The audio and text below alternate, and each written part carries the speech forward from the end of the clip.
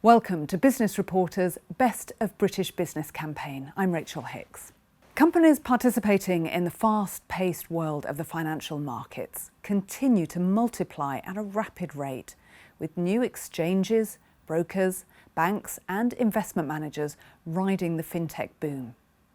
This is ultimately good news for consumers who can enjoy a wider array of options for trading and investments.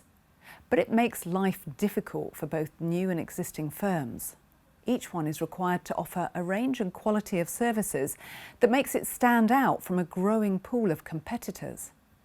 Failure to do so may see even a well-established company lose its edge and eventually go under. The technology and software that financial companies have at their disposal is essential to maintaining that edge. Yet many rely on generic off-the-shelf products that may of course function well, but which miss that key aspect of competitiveness: individuality. With industry specialisms becoming even more refined, isn't there a greater need than ever for made-to-measure technology and software solutions, ones that cater to increasingly specific requirements? Could it be this that ensures a financial company stands out from the crowd? Well, that's what we're going to discuss today with Hamish Andurian, Head of Sales and Marketing, and Varna Angu, Marketing Executive from Sinara.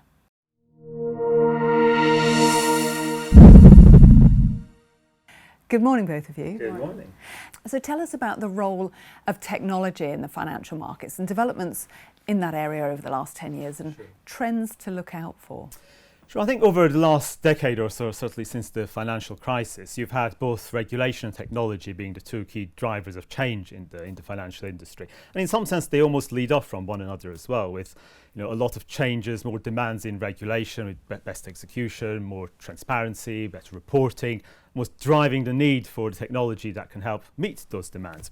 And then a lot of the established firms have huge volumes of data as well that they've built up over the years, and they're thinking, can we make better use of that data? Can we create new products and services that can take advantage of some of the insights that data can offer?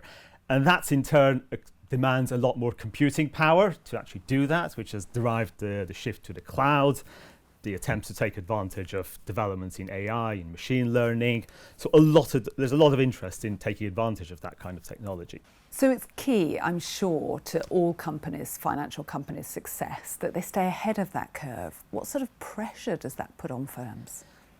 Change in general, and certainly in IT, can be incredibly difficult. And let's not forget that these are businesses where everyone has a day job, business needs to keep moving, trades need to keep happening, while at the same time they think, okay, how can we upgrade to the next generation of that trading technology? And technology itself changes so quickly. There are so many different ways you can do things, so many different bandwagons you can jump on if you're not careful. So if you're a technology executive kind of charged with making a recommendation, quite a lot can ride on that decision. And for example, the sales team of a financial business might be really keen for a great new product or service that they can take to market.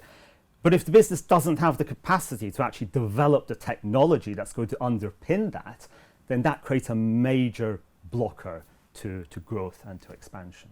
Yeah, IT teams are usually under huge pressure just to keep things running because there might be multiple projects going on and the resources might be constrained.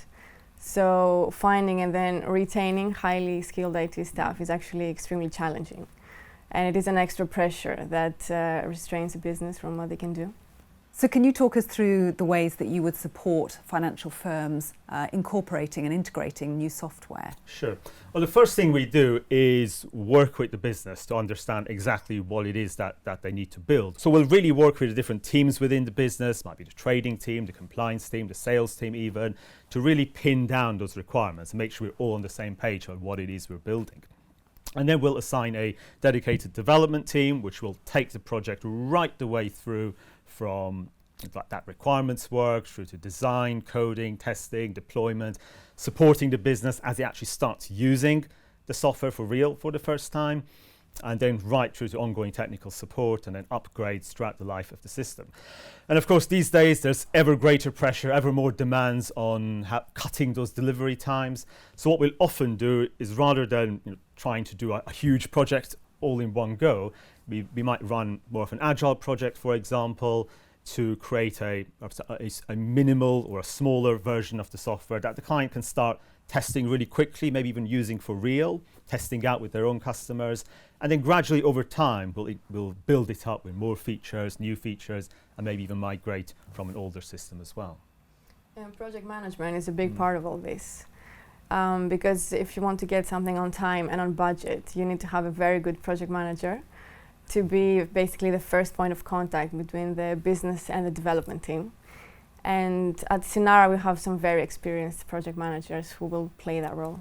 And I understand that you have a new software suite that helps with the whole process of designing and configuring and integrating.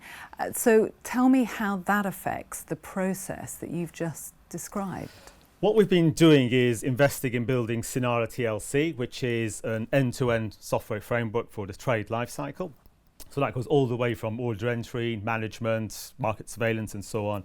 Some processes you might find at a broker, right through to matching, pre-trade risk management, other things you might find at the exchange, and then right through to, say, margin calculation, settlement management, processes you might find at the clearing house. So it's quite a broad range, but it's really important to stress that this isn't a pre-packaged product as such. What it is a set of components, a set of building blocks, prefab building blocks, if you will, that really helps us reduce delivery times for a lot of these new systems that we're building. Still, at the end of the day, it's still tailored to bespoke requirements. It's just that we have a lot of, maybe say 50% of the functionality already ready. The other thing that is really crucial to your business is the quality of your staff, isn't it? As it is with any business. So what do you look for when you take on new employees, and what do you offer them? Well, at Sinara, we mainly employ software engineers, but we also employ support professionals, testers, project managers. Unfortunately, not that many sales and marketing people. And the work that we do, as Hamish has already explained, is building some very sophisticated technology. So, put quite simply, we hire the best, we provide extensive training, and we expect people to become productive very quickly. Which may sound tough, but to be honest, at this level, we simply need to provide the best. But we do offer a lot of training and support. And we have a graduate recruitment scheme. We also offer a great salary package with a profit share bonus, private healthcare. We also organize social events during the year. We also run monthly employee surveys. We have a mentoring scheme. And we also offer a varied career progression into technical, business or project management roles. And to get back to your customers, if it's understandable, is it not, that some of your customers might look at the off-the-shelf software as more reliable, more thoroughly tested? How do you overcome that? Well, you're right. Yeah, customers will well ask, well, why shouldn't we use something that's well established, everybody else is using, instead of building something new? And yes, sometimes you should. But there will be times where to become the market leader, to gain a competitive advantage in a certain area, to bring a business idea to life, you will decide actually it does make sense to invest in building something new, something different. And that's where companies like Sinara can offer a lot of value. And certainly in our case, we can help build some of that while also taking advantage of components like Sinara TLC that we've already been talking about. So in a sense, almost offer the best of both worlds. So in that case, do you see bespoke software becoming the norm? The software mix that you'll find at any financial firm is always going to be that, a mix. You're certainly not going to be looking for a bespoke solution for everything. But again, there will be times where you'll look at what your business as a whole and you'll see actually in certain critical areas that are important for the success of your business, it will make sense to invest in building something different. Let's say you're a broker and you want to offer new types of trading services, you might need more new pricing tools that your in-house traders might use. If you're an exchange, you're looking at your market data, new ways of offering that to the market. So there's a whole array of kind of new business ideas that people want to look at there. And ultimately, you're going to struggle to find something that's ready-made. And you'll think, actually, this is where it makes sense for my business to make that investment. And then once you make that decision, then you need to decide, okay, how are we going to actually make it happen? And trying to build up your own internal software engineering capacity to develop real-world systems on a large scale is actually very difficult, especially for firms who haven't done it before. But this is where Sinara can offer real value. And as a business, you've been successful for 30 years. To what do you attribute that? How do you summarise 30 years, I suppose? Well, I think we talked about our staff quite a lot, and I think being able to develop and retain the best staff, really great staff, is something we've, I think, done really well over the years. But also taking the time to really understand the markets, the financial markets, the commodity markets, the people we work for, understand the systems that we're building, being pragmatic about technology, I think, rather than being dogmatic about it, really having an intense focus on project delivery. We've talked about project management, that's, I think, being another important factor in our success as well. And just developing those all important relationships as well between ourselves and the people we work for. And as a whole, really, all those things have contributed to Sinara's success. Yeah, and it's also a place where people really enjoy working there, so I think we have a lot of fun. Yeah, that's true as well. Connor and Hamish, it's been a pleasure talking to you. Thank you so much for coming in this Thank you very morning. much. Thank you.